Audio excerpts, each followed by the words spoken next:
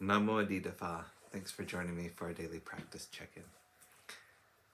Listen, listen, listen. This beautiful sound calls us back to our true home.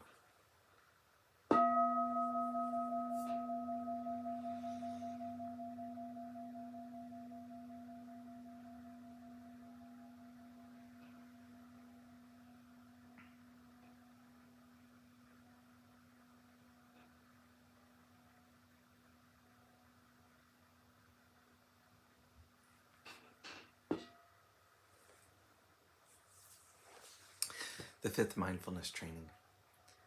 Aware of the suffering caused by unmindful consumption, I vow to cultivate good health, both physical and mental, for myself, my family, and my society, by practicing mindful eating, drinking, and consuming.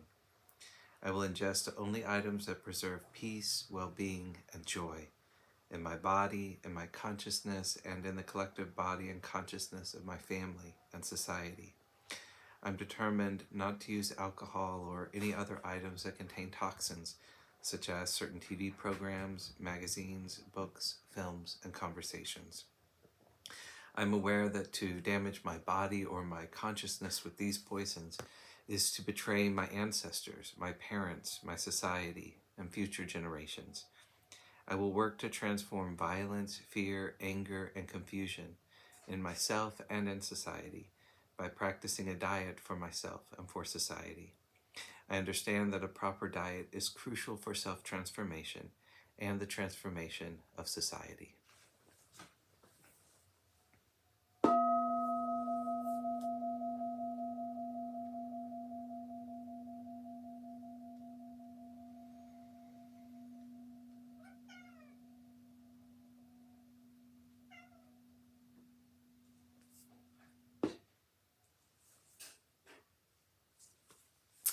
For Dharma lessons, we're reading Ajahn Munindo's book, Unexpected Freedom.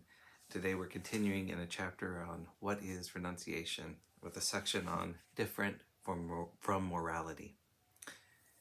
It has to be understood that we're not talking about moral issues here. Sometimes these two aspects of practice, morality and renunciation, become mixed up, and that is not helpful. We're not talking about the 5 precepts that we all know about. No killing, no stealing, no irresponsible sexuality, no false speech, and no intoxicants. These are moral matters that, if we neglect them, cause harm to ourselves and harm to others. When we take up the 8 precepts, the 3 more that are adopted are precepts of renunciation. The 6th precept is refraining from eating in the evening, and the 7th and 8th precepts are about giving up entertainment, distraction, music, jewelry, and sleeping heedlessly. In addition, the 3rd precept becomes a renunciant one, changing abstention from irresponsible sexuality into celibacy, no intentional sexual activity whatsoever. These are not issues of morality. Traditionally, lay Buddhists are encouraged to take up the 8 precepts for certain periods in order to cultivate this faculty of renunciation, to release out of habits of holding to that which does not pertain to the goal. This is addressing matters of skillfulness, not morality. If you're inspired by this possibility and want to try it out, I would encourage it, but would suggest that you don't tell anybody else that you're doing it. Let it be a force for lessening the load, rather than for boosting a false sense of ego. You could decide, for example, that once a week or once a month, you're going to exercise saying no to something. You might say no to your wish to watch a particular program on television, not for any moral reason, but simply for the cultivation of the ability to renounce without falling into inner argument or blind repression. As a result of your experiment in renunciation, you will discover something interesting. You will get your energy back. You will, guaranteed. If it doesn't come the first time, say no a few more times. Initially, this energy may manifest as anger or restlessness. When you experience this agitation, you may decide that such practice is not suitable for you, or you may feel that you are beyond it, in which case you won't have any doubts whatsoever around energy and equanimity. You will already be perfectly balanced. But if you're not quite there yet, I would recommend persisting with it, sensitively and consistently, learning from these initial reactions. Sometimes this practice can lead us to discover resources we didn't think we had. We might be surprised to find that we are able to hold true to something when in the past we might have caved in under pressure.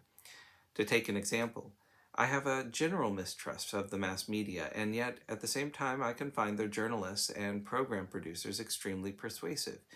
The editors for television and newspapers clearly send out their most charming interviewers in order to secure the material. But what they eventually broadcast can be something completely different to what was anticipated at the time the material was gathered.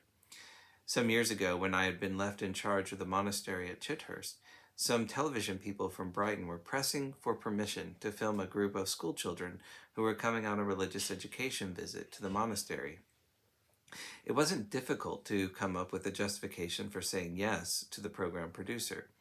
Yet my gut feeling was to mistrust their motivation and to doubt whether they would be sensitive enough to avoid distracting the children from the purpose of their visit. So I said no. They called back many times in an attempt to get me to change my mind, but to my surprise I found it quite easy to remain with my original answer. I confess I was somewhat worried that the school might have been disappointed, but still, it felt true to say no. As things turned out, the head teacher got in touch to say how delighted the school staff were, because they hadn't wanted the television crew along on the trip either. But nobody had ever said no to them before.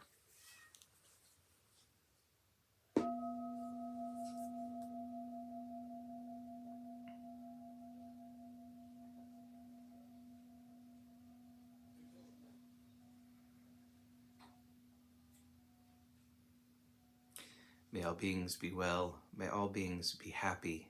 May all beings be at peace. Namo Adidafa.